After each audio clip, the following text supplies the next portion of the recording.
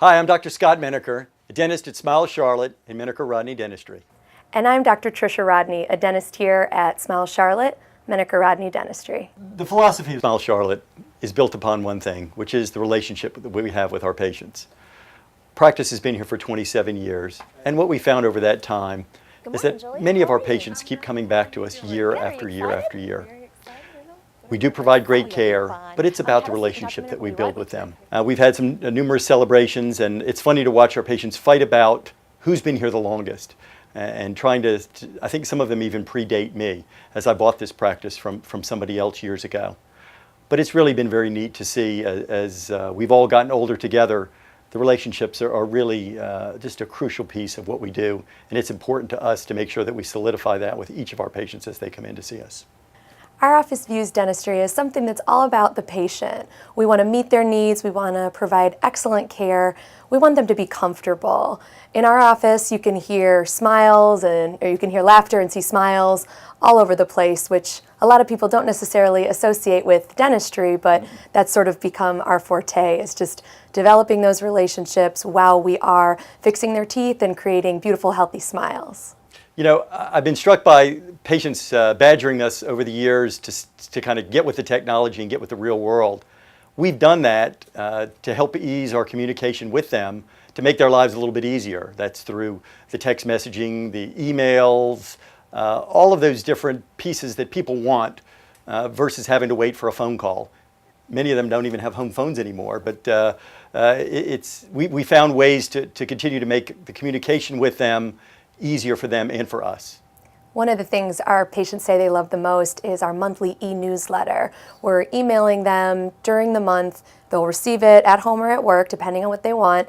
And it's just a short informational email. It's providing them with some dental, clinical information, but most importantly, just some fun little things they can use at home, tips and tricks, and just a little bit of we're just trying to help them and get to them in a really easy way that's sort of something they would do anyway, which is check their email. Our Facebook is also an important aspect of our patient communication. Everybody's got Facebook and they're using it, and it's a good way for them to see us and what's new at the office, what technologies we've just recently implemented, and they get to see some of the fun that we're having as an office as well, taking trips, going on continuing education seminars, that kind of thing. And things like blogging, Twitter, yeah. Those things we're embarking on those so that we can continue to provide current information to our patients and let them know that we're still out there and that we're a good resource for them.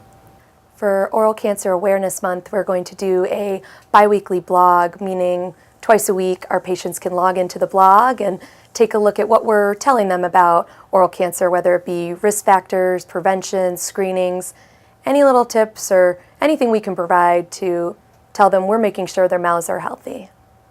You know, and the thing that's interesting is we're appealing to different people across all age spectrums. We have some of our patients who are, you know, in their teens and in their 20s who will never communicate like I grew up communicating, but it's a different world, and we're just trying to stay on the front side of it so that we can give people, communicate with them how they're going to get the information, not how we used to get it. The ability to communicate, obviously, is important in all of our lives in every direction. And in this case, the ability for patients to confirm appointments via email, they get the text message an hour before their appointment to remind them. We've had a couple people who've been woken up early at 7 o'clock saying, you have an appointment at 8, and they've been able to make it. It just ends up working out better for everybody's schedule, ours included. And it's neat that we've got this ability to do it in a different way. We want people to feel relaxed. Most people have a negative connotation of the dentist. They think everything hurts, which isn't true. We can certainly take care of that, but it's hard to address their perceptions ahead of time.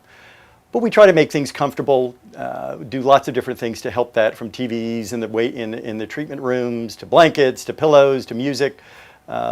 We've got it all that will help people feel comfortable and at ease, and we certainly make sure that there is no discomfort while we're doing the treatment that we need to. We certainly try to limit what we do. We're conservative in our approach. If there are things that can be monitored and watched, certainly not avoiding any problems, but taking a less aggressive tact. That's really been the hallmark of our practice for many, many years, and our patients are very appreciative of that fact, that we're not pushing things on them, we're not trying to sell them on anything. We always say to everybody, and I tell patients this, if I'm telling you to do this, it's the same thing that I would tell my parents. I would treat you the same way. And it's worked very well for us, and our patients appreciate that. I think our patients love us on a personal level. When they come in the door, they're greeted by name most of the time. If they're new, they're going to get a big friendly smile. And each person that they come in contact with is really going to make an effort to get to know them, find out a little bit about what their needs are, what we can do to make them more comfortable, ease any anxiety they may have. We really put that personal touch into everything we do, and it's what makes Smile Charlotte different than other dental practices. You know, we see patients we call it from 1 year old until we've got a few patients probably getting close to 100.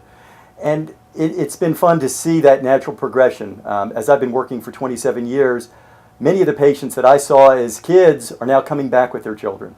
And it's really pretty neat to see. I always remember them when they were so small and so young, but it's pretty neat to see their children coming in the door. It's a family affair. That's what we try to do, from how we treat people and how we treat patients and our staff. And it makes us very happy, and it makes our patients happy as well. I've had a wonderful time in my 6 years now with Smile Charlotte. So what I'm trying to do is foster those same relationships, get to know those people, and it's been a great success. I've got a lot of people now that I'm connected to, and Scott has been a wonderful mentor. I've really loved being a part of the Smile Charlotte family, and will continue to as the practice grows.